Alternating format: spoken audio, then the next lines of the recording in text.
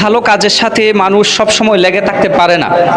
একটা মানুষের যখন রক্তের প্রয়োজন হয় তখন মানুষ অনুভব করতে পারে যে তার কতটুকু দরকার। সে আসার আগ পর্যন্ত আসলে গ্রামের ভাষায় একটা কথা বলে, যদি তার বোনও থাকে চাই যে ওই সময়টাতে তার কাছে বিয়ে দিয়ে হলেও যে রক্তটা দেওয়া যায় কিনা। ওই ভাই কিন্তু বলে গিয়েছেন তারপরে রক্ত দেওয়ার পর থেকে এত সেন্সিটিভ একটা মুহূর্তে যে আপনাকে সে বিনা অর্থের কারণে বিনা শ্রম দিয়ে যে আপনাকে রক্ত দিল, এরপরে কোনোদিন একটা হ্যালো ফোন করে জিজ্ঞেস করে না যে ভাই আপনি কি জীবিত আছেন না মরে গেলে যে ইন্নালিল্লাহ আপনার জন্য পড়বো, এই সুযোগটুকু দিয়েন। এই বলার মতো সুযোগ আমাদের অন্তত সামাজিক স্বেচ্ছাসেবী হিসেবে আমরা কাজ করতেছি, এইটা বলার মতো কেউ থাকে না। তো আমরাও ওই যে বনের মহিষ তাড়ানোর মতো কাজগুলোই আমরা করে যাইতেছি।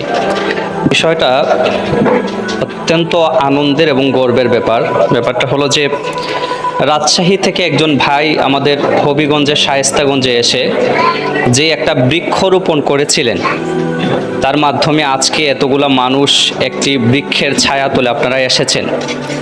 আমরাও অনেকগুলা রক্ত সংগঠনের সাথেও কাজ করি, আরও অনেক স্বেচ্ছাসেবী সামাজিক সংগঠনগুলো রয়েছে সেগুলোর সাথেও আমরা কাজ করি, কিন্তু এই জড়ো হয়ে প্রথম বার্ষিকী আপনারা আজকে উদযাপন করছেন, এটা আমাদের জন্য একদিকে হচ্ছে আনন্দের, আর একদিকে হচ্ছে একটা লজ্জাজনক ব্যাপার।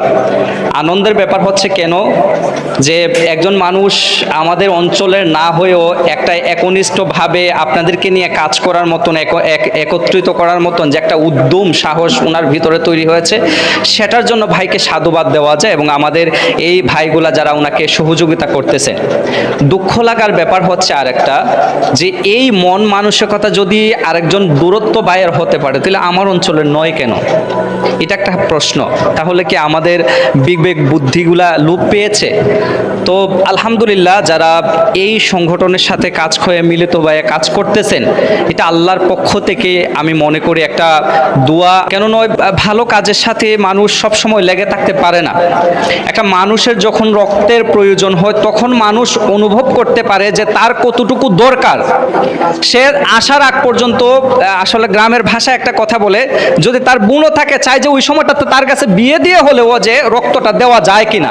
ওই ভাই কিন্তু বলে গিয়েছেন তারপরে রক্ত দেওয়ার পর থেকে এত সেন্সিটিভ একটা মুহূর্তে যে আপনাকে সে বিনা অর্থের কারণে বিনা শ্রম দিয়ে যে আপনাকে রক্ত দিল, এরপরে কোনোদিন একটা হ্যালো ফোন করে জিজ্ঞেস করে না যে ভাই আপনি কি জীবিত আছেন না মরে গেলে যে ইন্নালিল্লাহ আপনার জন্য পড়বো, এই সুযোগটুকু দিয়েন। এই বলার মতো সুযোগ আমাদের অন্তত সামাজিক স্বেচ্ছাসেবী হিসেবে আমরা কাজ করতেছি, এইটা বলার মতো কেউ থাকে না। তো আমরাও ওই যে বনের মহিষ তাড়ানোর মতো কাজগুলোই আমরা করে যাইতেছি। তো আপনাদেরকে ক্ষুধার্ত আহ্বান এই কারণেই করি, আমিও একজন স্বেচ্ছাসেবী মানুষ।